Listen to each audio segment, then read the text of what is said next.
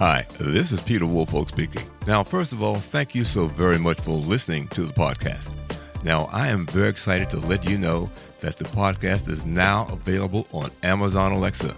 You know the drill. Simply say, Alexa, play Public Relations Review Podcast, and she'll take it from there. And again, thank you for listening. And if you enjoy the program, please become a subscriber. Now, on to the podcast. Welcome. This is the Public Relations Review Podcast, a program to discuss the many facets of public relations with seasoned professionals, educators, authors, and others. Now, here is your host, Peter Woolfolk.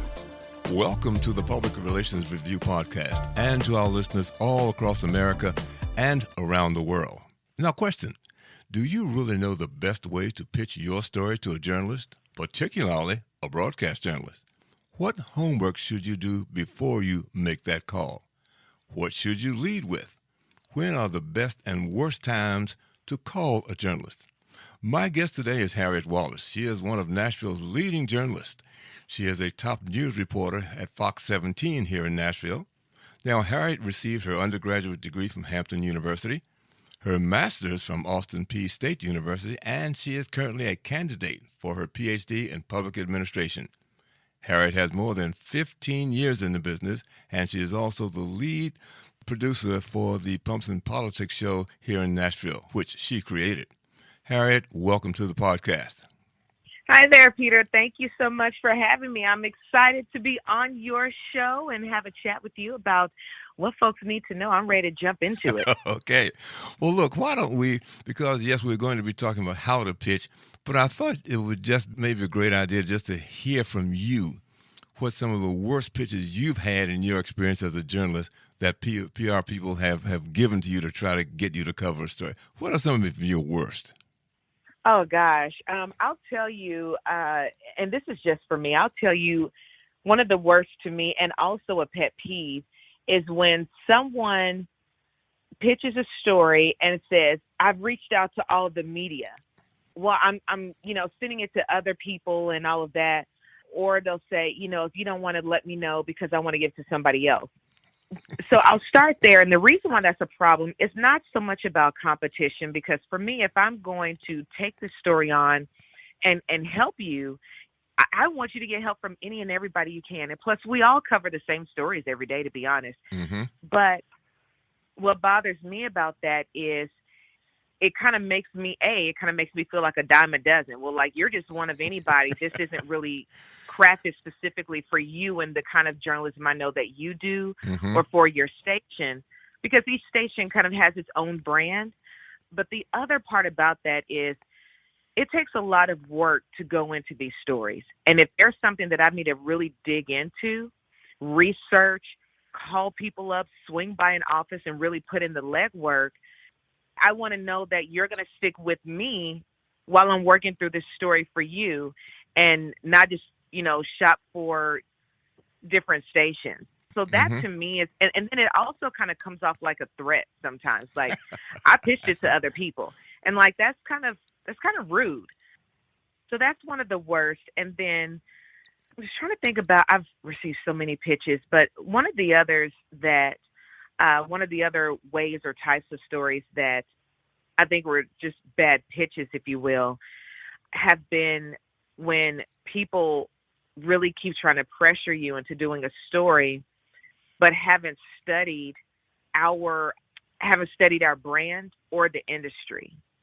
And TV news is different than print news. Print news is different than radio news. Mm-hmm. And what attracts us, the schedules that we operate on, and the timing in which we'll cover a story all vary. And so when you keep pitching something to me, like, a lot of people will pitch to me like some lifestyle stories or like, hey, my new business is opening. That's more of like a print, a print type story.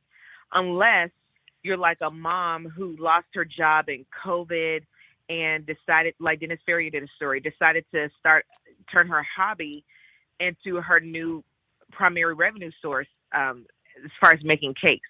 Now, doing a story about a business like that opening, that's different because there's a hard news component to it. Mm-hmm.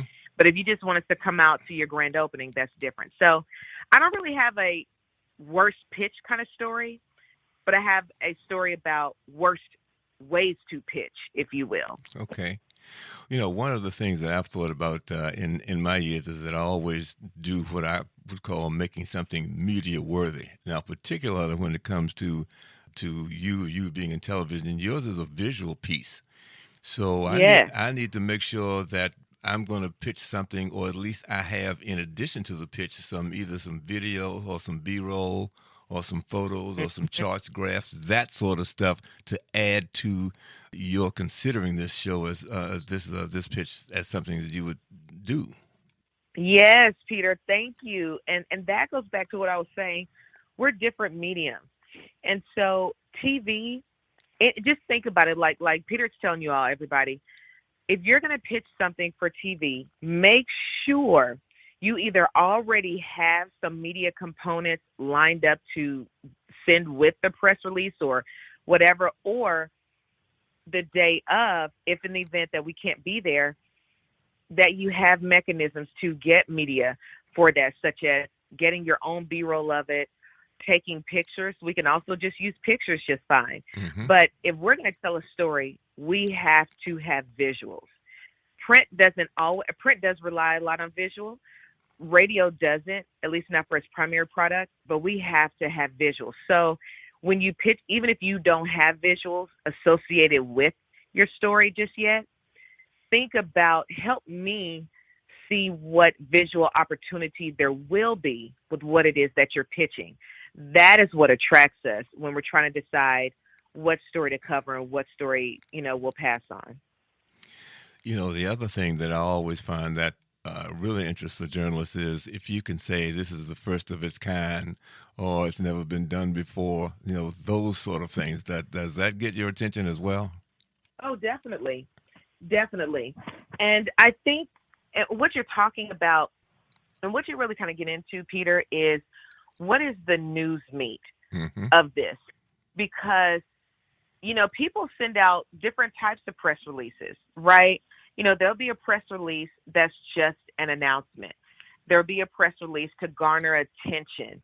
But if you're pitching to a news station, there needs to be a news angle to it, a news hook, something newsworthy. And think about what this means for the mass. Like, how will this affect everybody? And so when you're pitching and you use words like the first, they close down, now it's a reopening. What are some of those buzzwords that makes it say, hey, this is unique and worth our while? Mm-hmm. And then what is the news hook to it? So, for example, Peter, if you're pitching to me, I don't know, like the first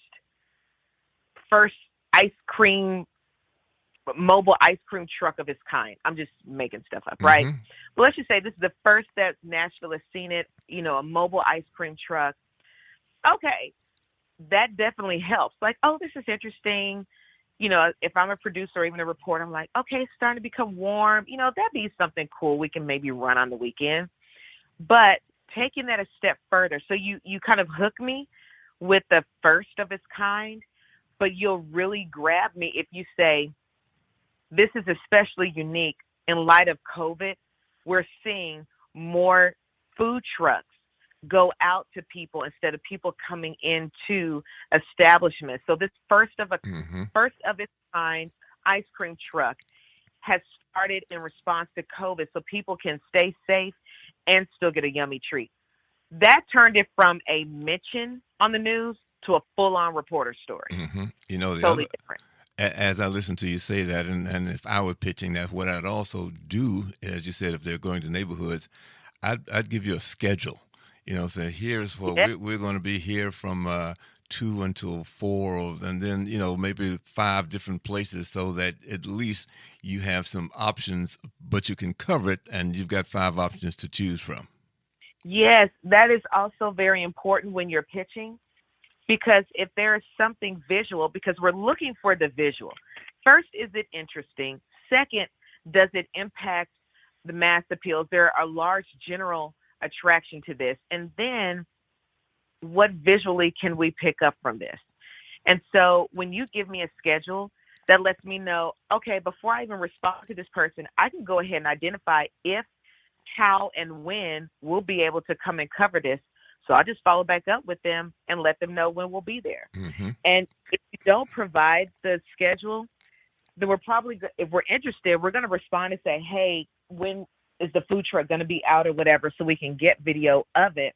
But that just saves a step also. Mm-hmm. In terms of research, is it a good idea?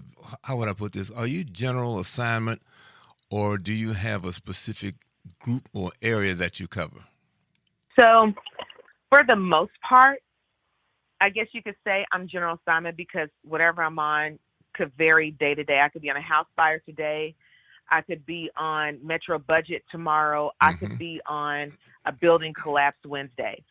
However, although I'm broad in that, so I can cover a broad stroke of things, whatever, I tend to, and this is what happens with a lot of reporters, I tend to gravitate more towards certain stories. And the stories that I gravitate towards mostly are political, but also metro and a lot dealing with budget. So in those areas, when we're talking about bills, legislation on the Metro Council, financial stories that come back to our budget, those are areas that I primarily focus on.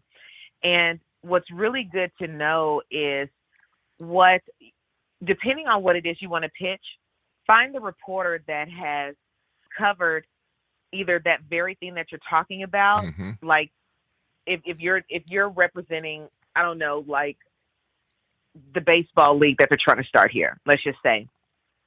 If you're representing them and you want to get some coverage, find those reporters outside of sports reporters because they cover games and things like that. News reporters will cover news related to sports. For example, development of a new stadium or they broke COVID policy, things like the Titans broke COVID policy, whatever. So find the reporters who you notice do stories either on the very thing that you're talking about or do a lot of stories related to what you're talking about, because that means they're already going to have the interest. They're already going to have some contacts built up so they can easily hop on your story. And more than anything, they've already built a rapport with management for these type stories. So when they pitch it, management's more than likely going to be like, oh, yeah, that's coming from your beat. Go right ahead. So do your research on who you're pitching to. Well, that was a key point in terms of research, because when I heard you, and I see obviously you working on a doctorate in public administration, and I having worked in Congress, those things I look for, because there are also beat reporters who have certain areas of expertise, and they know what they're talking about. And having worked in a lot of things in public relations, then all of a sudden, sometimes a general reporter might come and they need help getting the information. That, to me, is when somebody pitches a softball, and now I can help guide that reporter by giving them the data, the documentation, and that sort of thing. And even in some cases, the questions to ask. Because one thing I do know about reporters is that they're going to fill up that time. And a lot of times you don't want them all over the map asking questions that have nothing to do or doesn't focus it. That in some cases I'll give them questions to ask and let them know that this will really help you look good, because these are essential questions and information that needs to get out. Does that make sense at all? Oh, absolutely, absolutely. Because if I, for example, when if everybody followed recently, we have this effort that's being pushed for a second time by For Good Government. And they want to amend the Metro Charter. They've got 6 amendments, but the one we talk about the most is how they want to roll back the 34% property tax increase in Nashville. And so the Election Commission voted, was it last Tuesday or the Tuesday before, that it cleared and it qualified for a special election in July. And then the next afternoon, like around 1, 2 o'clock, it broke that Metro filed a petition or basically a lawsuit saying that they want the judge to pressure the election commission to disqualify that election. And so that right there, if you don't have the background, if you've not already been walking through the avenues of metro budgeting, all of that, to know the key players, buzzwords, and context of what the situation is, you can't cover it effectively. And so because I've been covering it, I know exactly who to call. I know exactly what to ask. And I don't have to sit there and comb through a 33-page legal brief and go back and research and all that. And like, what the heck does this even mean? Right. I knew how to jump right into it and cover it effectively. And so it's really best, Peter, and everybody listening, as you said, you've got it. You don't have to, but it saves you and the reporter time if you go to someone who typically covers what it is you're talking about. Because like you said, they're going to know what questions to ask, and they're going to know the perfect person to ask them of and really get at the story that you want covered. Well, that is hugely important, because having been in public relations for a long time and radio broadcasting, I've learned a lot of things, because, yes, I've done the pitching, but having been a broadcaster when I was in Washington, D.C., I'm on the receiving end of pitches. So I knew the good ones and the bad ones, and flip to that, I knew what to say and what producers or reporters were looking for. And when I was on Capitol Hill my first time, someone told me, said, when you're going to deal with a reporter, give them everything they need to cover the story. Yes. So if you can arrange the interview, you have the data, you have background information, supply all of that. So then basically all they have to do is write the story, or, get on camera and get it done. And let me tell you why that's so important. Now, the typical person may be like, oh, reporters are lazy. I should just be able to give them the story and some of this basic information, and like they do it themselves. Listen, let me tell you. Well, I'm speaking for me, but I'll kind of give a shout out to my other reporters in general. It's not that we're lazy. Let me break down to you our day. At the typical reporter who works, let's say what we call a day size shift. We work normal like 9 to 6 or whatever. Most of us, I'm waking up at like 7, 8. Depending, and I'm already reading through papers and all that. For the most part, I've got a story that I've ready to pitch, but I want to make sure I'm not missing any news of the day. I go into our editorial meeting around 9:30. We're out of there at about 10 o'clock. I have from 10 a.m. until really kind of at the latest, about 1 to 1. 2 is really, really pushing it. So let's say 10 to 2 to do my story. I've then got to sit down around 2 o'clock and log my interviews. And for those who don't know, that means that when I do interview, I've then got to sit down and listen to that whole interview that I just did with you and pull out certain sound bites that I want. I've got to mark the time code where it happens. I've got to write out word for word what you just said. And sometimes that's 2 to 3 people I've got to do that for, which can take 30 to 40 minutes depending on your process. Then I've got to write it. Then I've got to turn it into my executive producer to proof it. We may go back and forth with edits. And then finally, I send it to the photographer I'm working with so he can edit. He needs time to edit and then send it in. Right. So when you're talking about 10 to 2, that's 11, 12, 1, 2. That's 4. I only have 4 hours to do the research and become an expert on the topic you're giving me, to research all of this stuff, to find and gather all of the elements that I need, documents, video, whatever, of what I need, and hunt down interviews, set them up, conduct them. We've got to drive out to wherever this person is for the interview. I only have 4 hours to do all of that. That is not enough time. So when you give us everything, oh man, we jump right in it and we can produce an even better story. So like people don't realize what our day really is. It seems like we've got a long day to do everything, and then we go sit in the makeup room and, no such luck. It is not as glamorous. It's not as glamorous as people think at all. So that's why giving us as much as you can up front is so helpful. Mm-hmm. And I was being generous by saying, 10 to 2, like 4 hours. I was being real generous because sometimes we have anywhere from 2 to 3 different shows, sometimes even 4 shows that we've got to produce this for, and we have to do different versions of it. And that is, anyway, as much as you can give us up front, the better. Mm-hmm.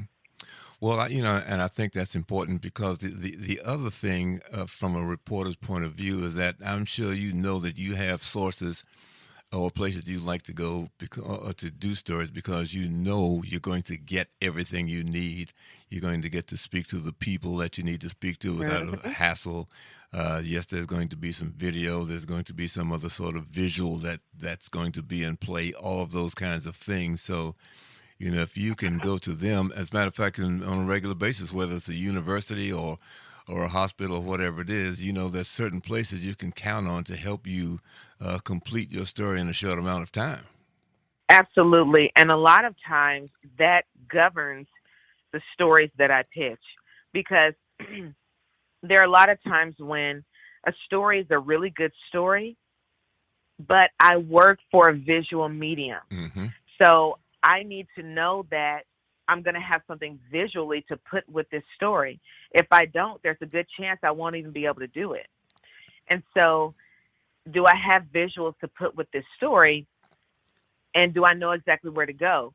For example, I've been covering COVID for more than a year now. And like almost every day, like, oh my God, the story's insane. And so when I'm looking at schools and things like that, I've been able to find, because you can't always go into a place and get video because of restrictions. And so I've been able to find some great media option, B-roll. Going back to what you said earlier, like the State Department of Education had some instructional videos for teachers, how to clean your classrooms and things like that.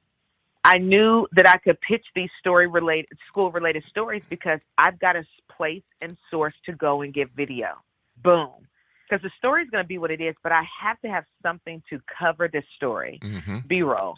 And so, so a lot of times when I'm thinking about my pitches, it is, okay, this is a great story. Like this program, they need to raise money for a summer school program.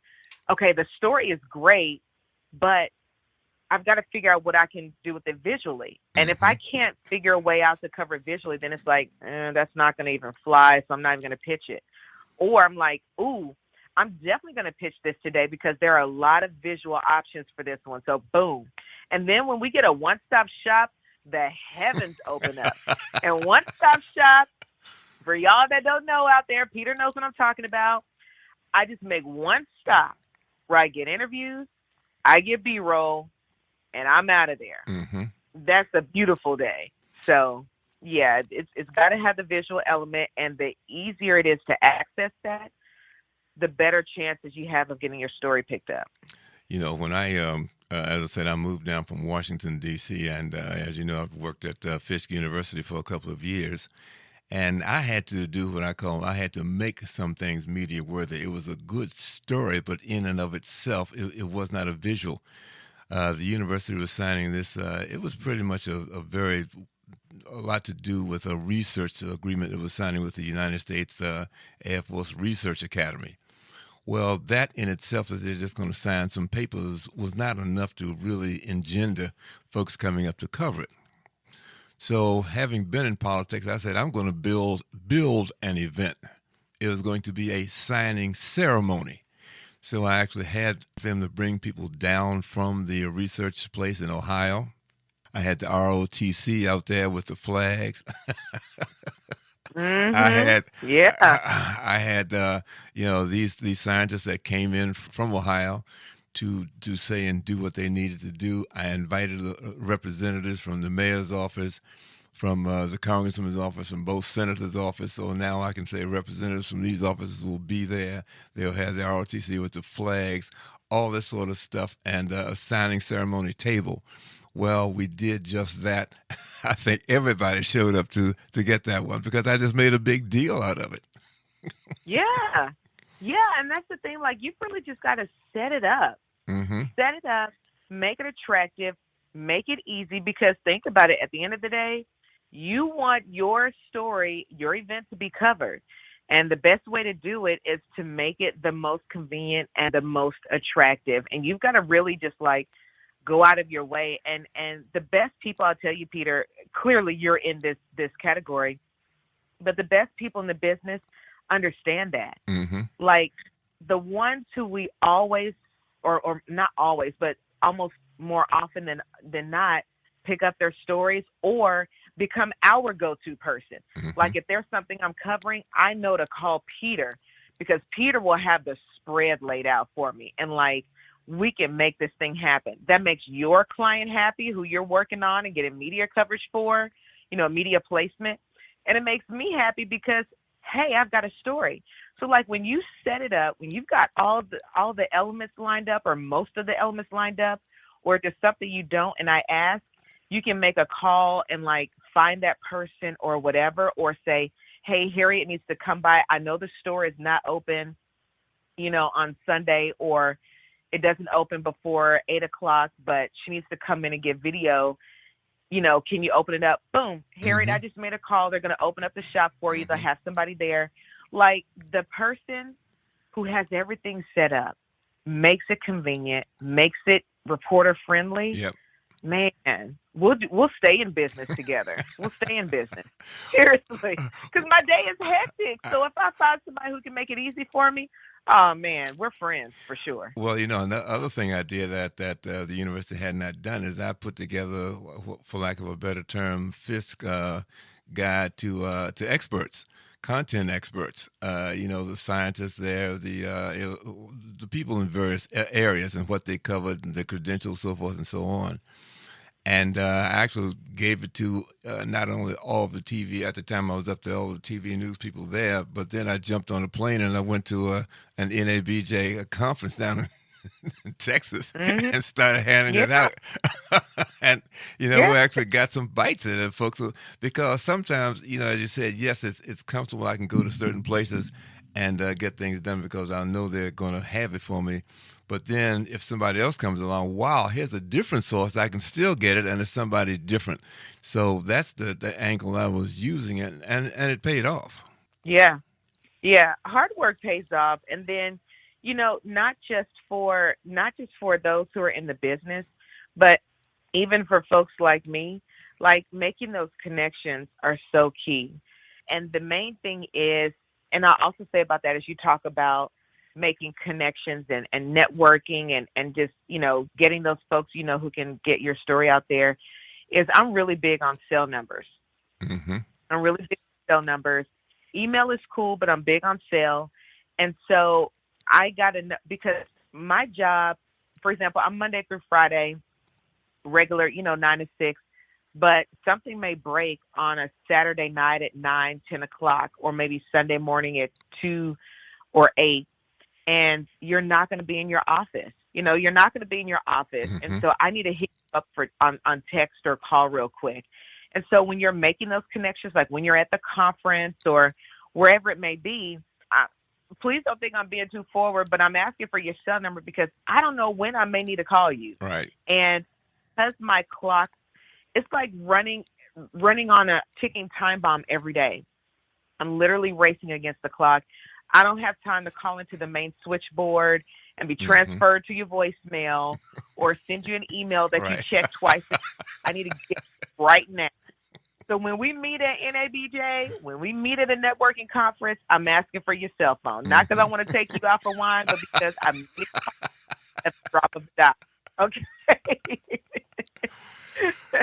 Well, Harriet, this has been a great conversation. I am glad, very happy that we had a chance to get together, and just like to find out if you've got any closing remarks for the audience. No, nothing. Just the only thing that I would say is just do your research on who it is you want to pitch your story to, and then make sure you make it as convenient and attractive as possible to the person that you're pitching your story to. Know the medium. Understand the medium that you're pitching to also, so you'll know what it takes. And more than anything, don't tell me who else you pitched it to. I don't care, because if you want them to cover it, then let them cover it. I'm not going to invest all of my time. And trust me, that is not going to be a threat to me or make me want to cover it anymore. Actually, it'll make me want to cover it less. So that's all the parting advice that I've got, Peter. Harriet, thank you so much. My guest today is Harriet Wallace, one of the top reporters here in Nashville, Tennessee, and she's at Fox 17. And I want to thank her so very, very much for sharing her wisdom with our audience today. And to my audience, let me say thank you so much for listening. Continue to subscribe and follow us. And if you've enjoyed the program, please give us a review. And don't forget to listen to the next edition of the Public Relations Review podcast. Have a good one. Bye. This podcast is produced by Communication Strategies, an award-winning public relations and public affairs firm headquartered in Nashville, Tennessee. Thank you for joining us.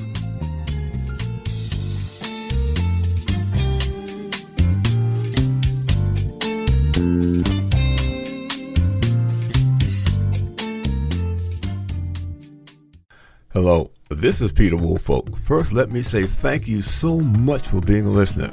Now, I want to alert you to our shiny new podcast website located at podpage.com.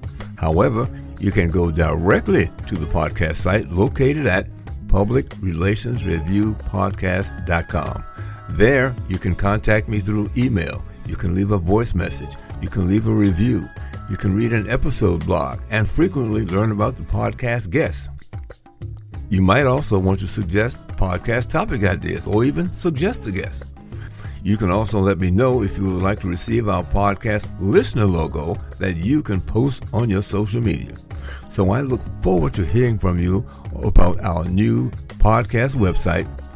Thank you so much for listening to the Public Relations Review podcast and have a great day.